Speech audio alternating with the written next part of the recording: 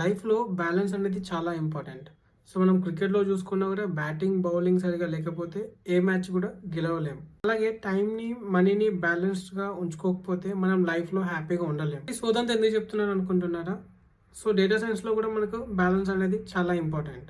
And రెగ్యులర్‌గా face చేసే biggest challenge వచ్చేసి data imbalance. Welcome to day 19 of decoding data science. మనం fraud డిటెక్షనే తీసుకుందాం.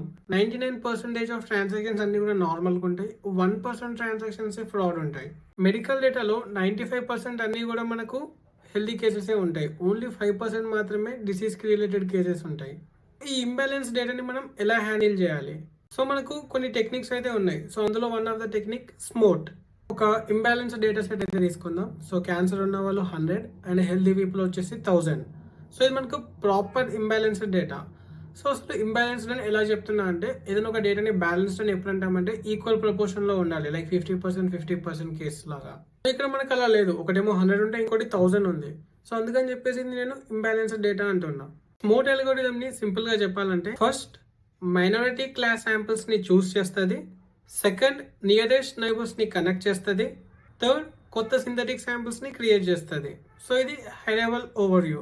బిఫోర్ స్మోట్ అప్లై చేసినప్పుడు మనకు మైనారిటీ కేసెస్ వచ్చేసి 100 ఉండే.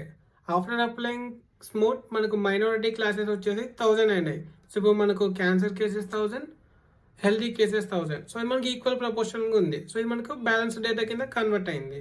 And one more important thing ఏంటంటే ఫస్ట్ ట్రైన్ టెస్ట్ స్ప్లిట్ చేయండి. ఆ తర్వాత డేటాని బ్యాలెన్స్ చేయండి. లైక్ స్మోట్‌ని యూస్ చేయండి. అదర్వైజ్ మనకు మోడల్‌లో తేడా వచ్చేస్తది. ఎందుకంటే డేటా లీకేజ్ అవుతది.